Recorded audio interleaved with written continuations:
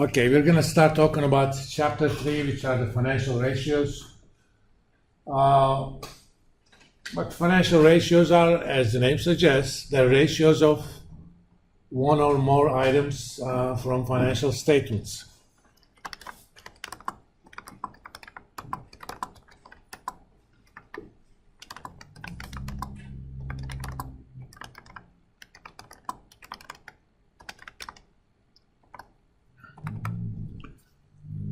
There are a category of ratios. We're going to talk about common sized financial statements,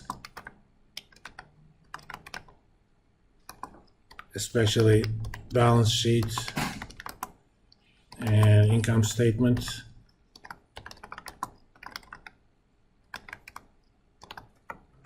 We're going to talk about short-term solvency ratios.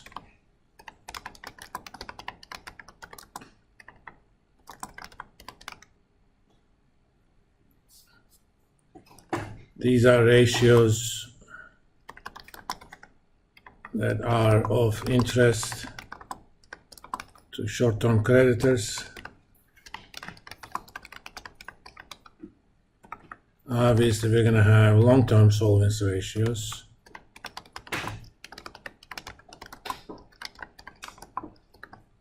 These are debt equity type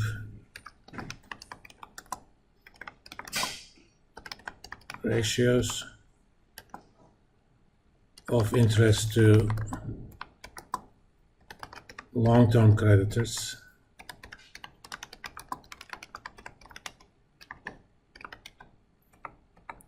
We're going to have asset efficiency ratios,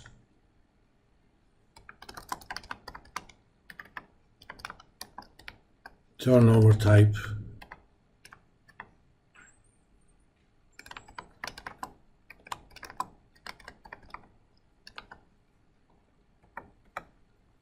we're going to have profitability ratios,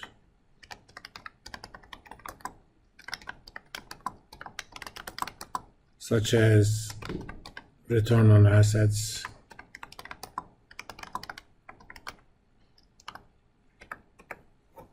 basically how much money you make per unit of something, either equity or assets or similar. We're going to have growth ratios,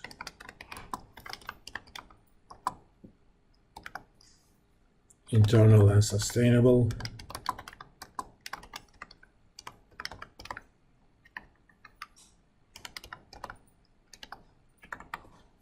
what is some sort of maximum growth you can expect given certain conditions, and we're going to have price multiples, such as price earnings ratio.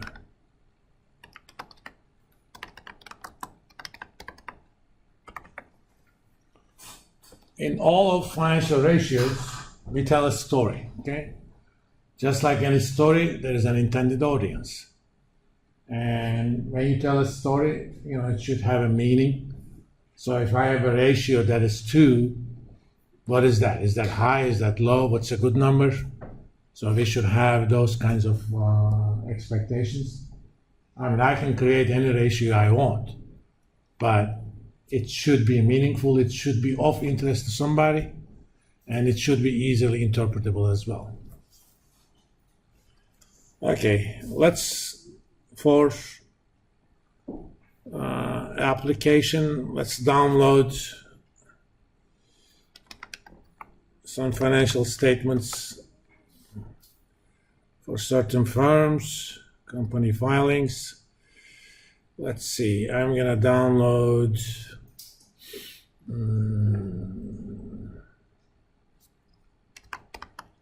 Walmart. I'll just get the 10Ks.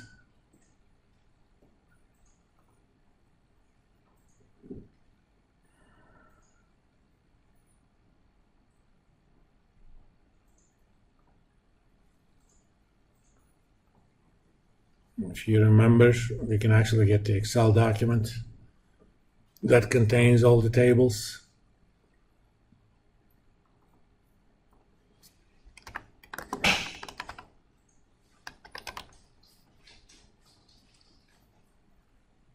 And I will also get Kroger.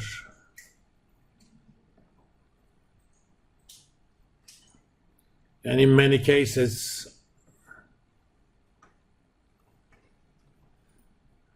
you want to compare these ratios either to firm itself over time or similar firms.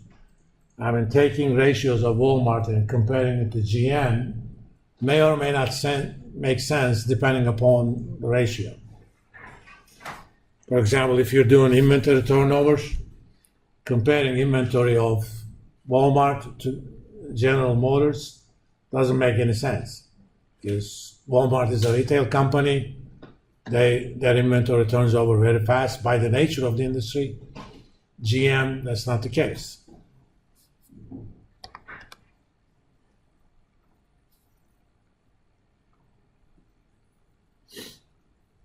Where are you?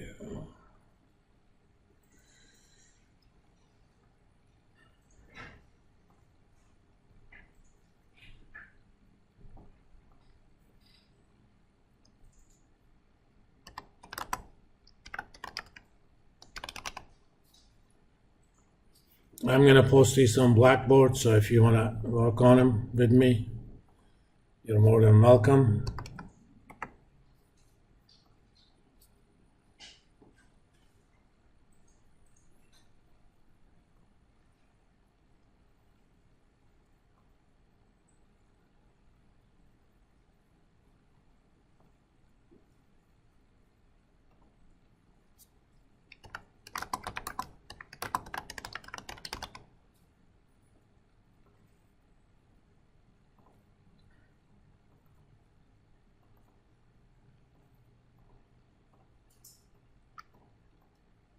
Come on.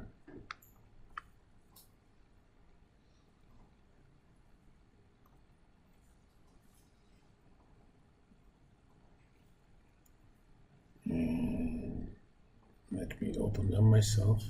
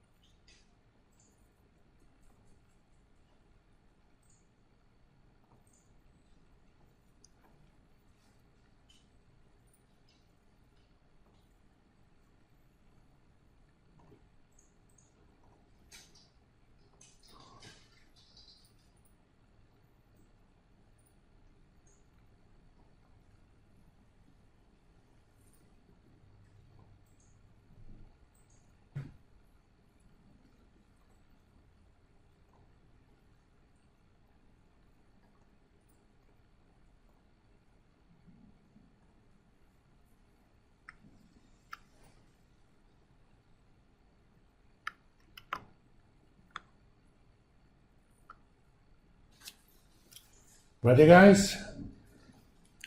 All right, let's start with common size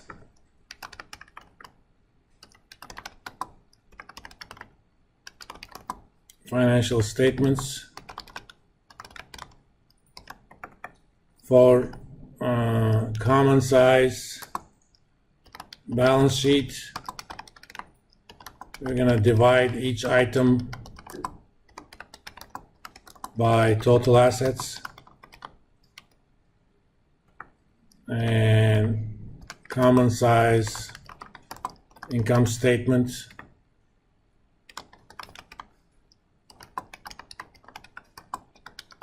divide each item by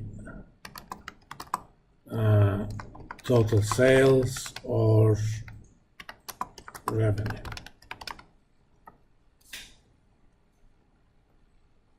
Basically, items in balance sheet are expressed as percentage of total assets.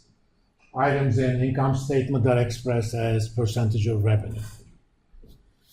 This allows two things. Common size